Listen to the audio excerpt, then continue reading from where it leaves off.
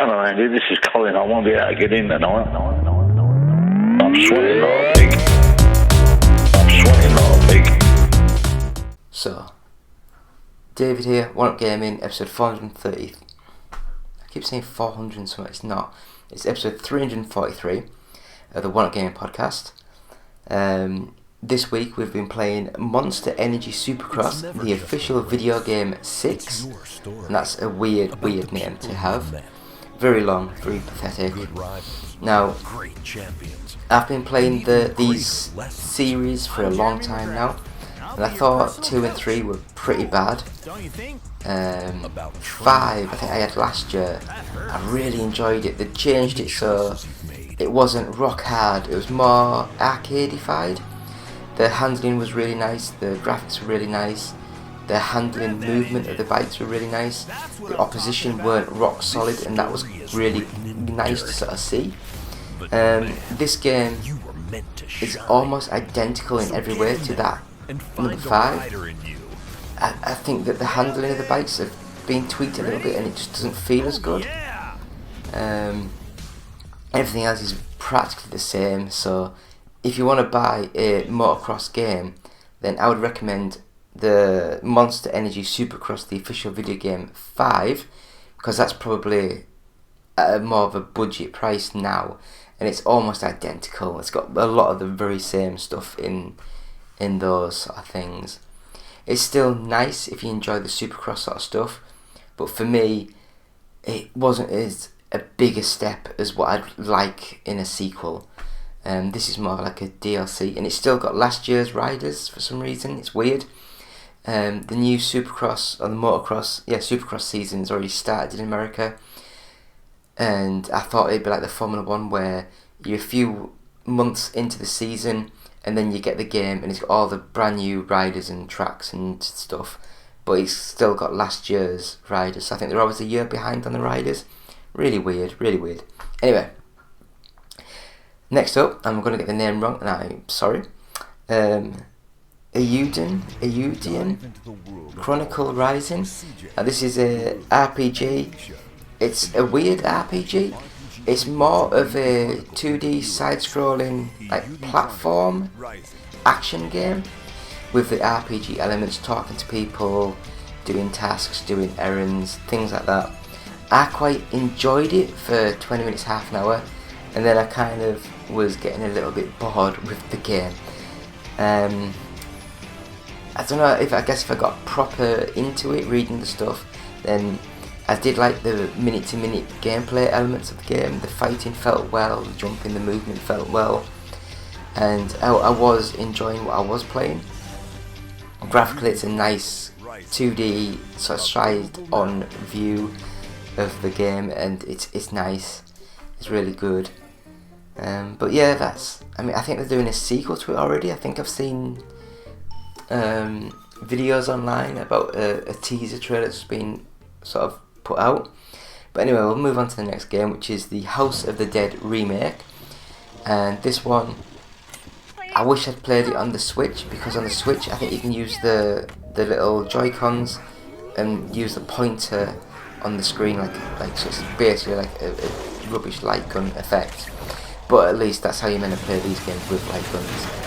And I played it on the Xbox. I almost completed it on my first go, but I still think that moving the little cursor around the screen is not brilliant, because sometimes it's like you have to be at the top left or the top right or whatever, and then at the other side of the screen something else pops up, and by the time you move your cursor from the top left to the bottom right, you've already been hit. And it's just a bit annoying, because it's not like a bang bang, it's like bang, and it's just annoying. Graphically, I think it looks nice. It does look a little bit basic, but I do like the look of the game. So House of the Dead remake, I would recommend. Is a nice little game, cheap budget game. I think it's only about £15-20, and I think that's about right for this style of game now. Next game, RC Rush. Now, I was hoping for, because I used to play one on the PC, which is like a proper sim RC game, but this one's more of a budget Mario Kart style racer with the physics a bit wobbly.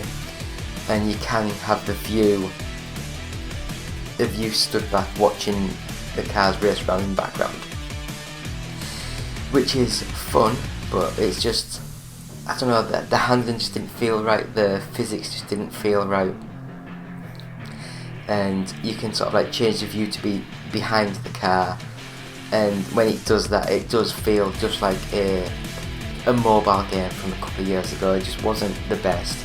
Graphically not great, the background's not great, and yes, it might only be a couple of quid, but still, you expect a little bit more, or I did anyway. Ghostwire Tokyo. Now, I heard a lot, and I mean a lot of shit about this game when it came out. Was it last year?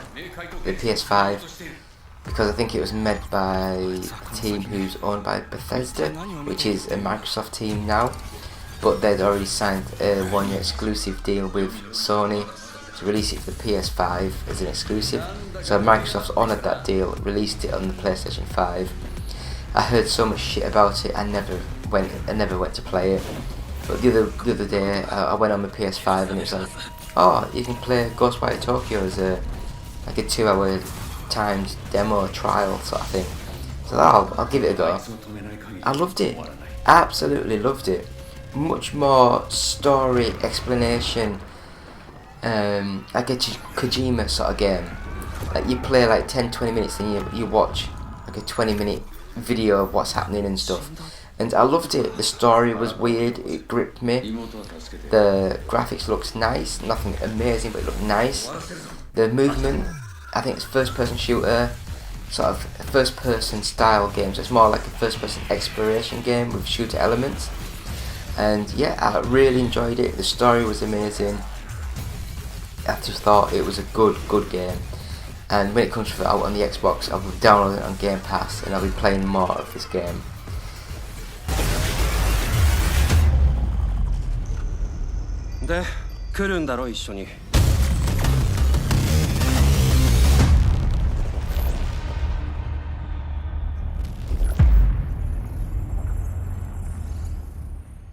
Speaking of Game Pass, we have the 007 GoldenEye game that came out. I don't know if it's a remake or a reboot. No, not reboot, is it? So there's remake. It's not much of a difference from the original Nintendo 64. Frame rate's been sorted a little bit. Graphics been cleaned up a tiny bit. Runs at 4K, but it's still running in the low poly mode sort of thing. It was okay, but I think this game now, when you play it now, you remember games have moved on, they evolve.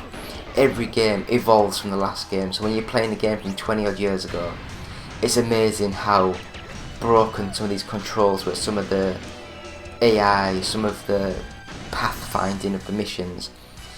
And because back then we didn't know better, that was cutting edge, and then every year things get added on. You just don't realise how far back things are when you go back to them. But yeah, it's a good little game. 4-player split screen sounds cool, and on the Nintendo Switch I think you can play 4-player online. Yeah, have a look at that, see what you think. And another game that was random, but I just thought I'll give it a go. Cobra Kai 2, Dojo's Rising, and with this one we had a quick go, and it's weird, it's like a brawling beat 'em up sort of thing, like a brawler, but it also has a one-on-one combat. It has like missions, and you're going into like a 3D environment where rooms are blocked off until you just like kill so many enemies, and it's fun, but it's just not the best. Very low budget, or it seems to be low budget. Graphically it's not very good. It plays nice. I did like how it played, and yeah, I'd rather play Streets of Rage 4 or things like that than this. I think it's just a cash cow. Was it Game Mill that made it, who do a lot of rubbish games? But anyway, yeah, I wouldn't recommend the Cobra Kai game. I think it was, yeah. So the last game that we played this week was Space Ribbon, and this is a Mario Kart-esque sort of game. where you're racing on what looks like a rainbow, so like Rainbow Road, where you're going round like a loop-de-loops and stuff. The cars and the physics are a little bit wonky. It looks and feels like another budget racing game, and from what I played of it, the vast majority of the game is you're racing and you have to catch up to a face on the edge of that's spitting the track out through its mouth, and once you hit that you win and it all blows up and stuff. There's also other elements of the game, more like Mario Kart, with weapons and turbos and things. So it's not the best, but it's a fun little game. If you have children, it might be quite fun to them, although there's sometimes like a big clown face, it might scare them. But that is all the games that we played this week on episode 343 of the One Game Podcast. The reviews on the website, so please go to our website and go to our YouTube channel for Ratchet and Clank. So these are retro reviews. Ratchet and Clank Locked and Loaded, Ratchet and Clank Up Your Arsenal, Ratchet and Clank Quest for Booty.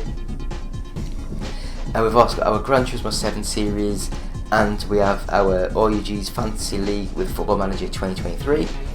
And so we're playing them, and that is what we've been playing this week. So we'll have a quick break and come back with this week's news. So back in a couple of minutes, about 10 seconds.